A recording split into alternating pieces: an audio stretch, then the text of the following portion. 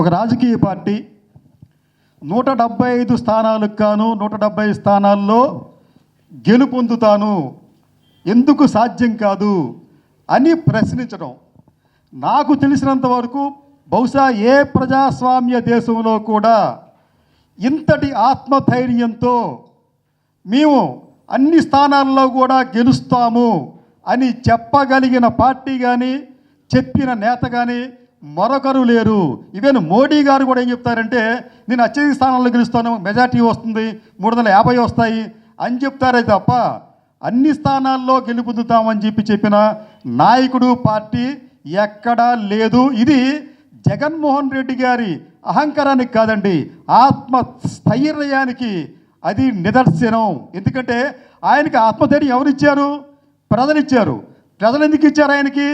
ఈయన చేస్తున్న మేళ్ళు వలన, ఈయన చేస్తున్న సంక్షేమ పథకాల వలన, ఈయన చేస్తున్న ప్రగతి వలన ప్రజలు అటువంటి ఆత్మధైర్యాన్ని ఇచ్చారు. మీకు జూలియస్ సీజర్ గారు ఈజిప్ట్ వెళ్ళి యాదృచ్ఛికంగా ఒక మాట అంటాడండి, విని విడి విసి అని చెప్పి. అంటే ఐ కేమ్ ఐసా ఆ కాంకర్డ్, నేను వచ్చాను, చూశాను, గెలుపొందానని చెప్పి. అలాగే జగన్మోహన్ రెడ్డి గారు సోనియా గాంధీ గారికి సంబంధించి కొంత అక్కడ ఇబ్బందులు పడిన తర్వాత ఆయన ఆంధ్రప్రదేశ్ వచ్చారు, చూశారు, ఆంధ్రప్రదేశ్ ప్రజల హృదయాలను గెలుచుకున్నారు. కాబట్టే ఆయనకు 170 స్థానాలకు గాను 151 స్థానాలు ఇచ్చారు ప్రజలు. ఇది ఒక చారిత్రక ఘట్టం అండి. ఎందుకంటే భారతదేశంలో వంటి ప్రజాస్వామ్య దేశం, ఎందుకంటే భారతదేశం అనేది అనేక జాతులు, కులాలు, మతాలు, వర్గాలు వీటన్నిటితో కూడిన ఒక సమాహారం. అది ఇక్కడ ఏ పార్టీ ఏ నాయకుడు కూడా ఒక ఏకాభిప్రాయాన్ని పొందడం చాలా కష్టం. కానీ ఇటువంటి దేశంలో కూడా ఆమ్ ఆద్మీ పార్టీ దాదాపు 95% ఓట్లు గెలుచుకుంటే ఆంధ్రప్రదేశ్లో జగన్మోహన్ రెడ్డి గారు 82% పైగా సీట్లు గెలుచుకున్నారు. అంటే దాని అర్థం ఏంటంటే 100% సీట్లు గెలుచుకోవడం అనేది అసాధ్యమైన పని అయితే కాదు. అలా ఆయన అడిగారు అంటే అది ఆయనకు సంబంధించిన, మనం ఇందాక అనుకున్నట్టు అది గర్వం కాదు, లేకపోతే ఇంకోటి కాదు, అది ఆయనకున్న ఆత్మధైర్యం. ఈ విషయం చెప్తే ఇంకొక విషయం ఏంటంటే, నిజానికి ఆంధ్రప్రదేశ్కి ఈ రోజున ప్రధానమైన బెడత ఏమిటంటే తప్పుడు ప్రచారం, ఫేక్ న్యూస్, అర్థసత్యాలు, అసత్యాలు. ఇది రాష్ట్రం అంతటా వెదజల్లారు. ఎంత వెదజల్లారంటే నిజం అనేది ఎక్కడో అనేక అడుగుల లోతులో కూరుకుపోయింది ఈ అసత్య కథనాల కింద. దీనిని తొలగించి ప్రజలకు నిజం చెప్పటం అనేది చాలా కష్టసాధ్యంగా మారింది. ఒకవేళ నిజం చెప్పినప్పటికీ కూడా ప్రజలు నమ్మే పరిస్థితి లేనటువంటి పరిస్థితి ఏర్పడింది. అయినప్పటికీ కూడా ఈ ప్రజలు వాస్తవాలను గ్రహించే ప్రయత్నం చేస్తున్నారు. కొంత సోషల్ మీడియా ద్వారా కావచ్చు, కొన్ని సామాజిక సంస్థల ద్వారా కావచ్చు, నిజాలు తెలుస్తూనే ఉన్నాయి. నిజానికి ఏంటంటే ఈరోజున ఆంధ్రప్రదేశ్ అనేది ఒక వైబ్రెంట్ ఎకానమీగా తయారైందండి. ఆంధ్రప్రదేశ్లో ఉన్నంత గ్రోత్ మిగతా రాష్ట్రాల్లో లేదు. ఎంత ఉందంటారు మీరు? మీకు వ్యవసాయం, దాని అనుబంధ రంగాల్లో గ్రోత్ 14.50, హార్టికల్చర్లో గ్రోత్ 13.24, పశు సంపదలో గ్రోత్ 11.46, మత్స్యరంగంలో గ్రోత్ 25.92. మన భారతదేశంలోనే అత్యధికం ఇది. అలాగే మైనింగ్ 38.41. ఇది కూడా మనం అనుకుంటాం సింగరేణి అది ఇదని చెప్పడం కాదండి. మైనింగ్లో ఉన్న గ్రోత్ అనేది 38.41, ఈ దేశంలో అత్యధికం.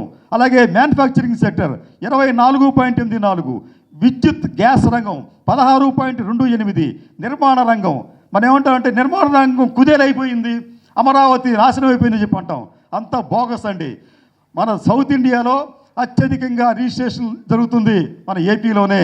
రెండోదంటే ఈ నిర్మాణ రంగానికి సంబంధించి 26.7% ఏపీలో ఉంది. అది అట్లాగే సర్వీస్ సెక్టర్ చాలా కీలకమైంది, 18.91%. ఆతిథ్య రంగం 22.70 రంగం. రియల్ ఎస్టేట్ రంగం మీరు చెప్పాలి, ఎవరు వచ్చారు సూర్యబాబు గారు మీరు చెప్పండి. ఈ రంగంలో గ్రోత్ దాదాపు 15% ఉంది. ఇలాగా ఈ వైటల్ సెక్టర్స్ అయితే ఏవైతే ఉన్నాయో, కీలక రంగాలు ఏవైతే ఉన్నాయో అవన్నీ కూడా డబుల్ డిజిట్ గ్రోత్తో ఉన్నాయి. కాబట్టి వచ్చే ఎన్నికల్లో జగన్మోహన్ రెడ్డి గారికి 3 డిజిట్ అసాధ్యమైతే ఏమీ కాదు. అక్కడ ఆయన చేయాల్సిందల్లా ఏమిటంటే ప్రజలకు వాస్తవాలు వివరిస్తే సరిపోతుంది. ఆ వివరించే ప్రయత్నంలో భాగంగానే వారు కూడా ఏదో ప్రయత్నాలు చేస్తూ ఉన్నారు. కానీ నా ప్రజలకు నా విజ్ఞప్తి ఏంటంటే, మనం ఒక్కసారి అవాస్తవాలతో మనం ముందుకు వెళ్ళామంటే, అర్థసత్యాలనే నమ్మామంటే, మనం ఒక మంచి అంటే ప్రజలకు సంక్షేమం చేసే, ప్రజలకు అభివృద్ధి చేసే ఒక ప్రభుత్వాన్ని కోల్పోయే ప్రమాదం ఉంటుంది. కాబట్టి అటువంటి ప్రమాదాన్ని కొని తెచ్చుకోవద్దు, ఒక మంచి ప్రభుత్వాన్ని కోల్పోవద్దని చెప్పి చెబుతూ, చివరగా జగన్మోహన్ రెడ్డి గారు ఒకవైపు సంక్షేమం, మరోవైపు పారిశ్రామిక అభివృద్ధి, ఈ రెండూ కూడా సైలెంట్గా చేసుకెళ్తున్నాడు ఆయన. నిజంగా చెప్పాలంటే ఆంధ్రప్రదేశ్లో ఈ రోజున ఒక సైలెంట్ రెవల్యూషన్ జరుగుతుంది. అది వ్యవసాయ, పారిశ్రామిక, సేవా రంగాలతో పాటు పేదలకు సంబంధించి కూడా. మన భారతదేశంలో ఏ రాష్ట్రంలో కూడా ఆంధ్రప్రదేశ్లో పేదలు పొందుతున్నంత లబ్ధి కానీ సంక్షేమం కానీ ఎక్కడా పొందడం లేదు. యోగి గారి పాలన కావచ్చు, లేదా ఇంకొక భోగి గారి పాలన కావచ్చు, ఎక్కడా కూడా ఇంత బెనిఫిట్స్ పొందడం లేదు. గత 4.5 సంవత్సరాలుగా 4.5 లక్షల కోట్ల రూపాయల బెనిఫిట్స్ అనేవి పేదవారికి అందాయి. అంటే ఒక రకంగా చెప్పాలంటే ఇది పేదవారికి స్వర్ణయుగం లాంటిది. ఎందుకంటే కొన్ని కుటుంబాలైతే సగటున 1 లక్ష నుంచి 15 లక్షల వరకు కూడా లబ్ధి పొందాయి. 15 లక్షలు ఎట్లా ఇచ్చారంటే వారికి ఇచ్చిన ఇళ్ల స్థలం కావచ్చు, ఇళ్ళు కావచ్చు, ఇవన్నీ చూస్తూ ఉంటుంటే వారందరూ కూడా ఈ రోజున లక్షాధికారులు అయ్యారు. వారిలో ఆత్మవిశ్వాసం పెరిగింది.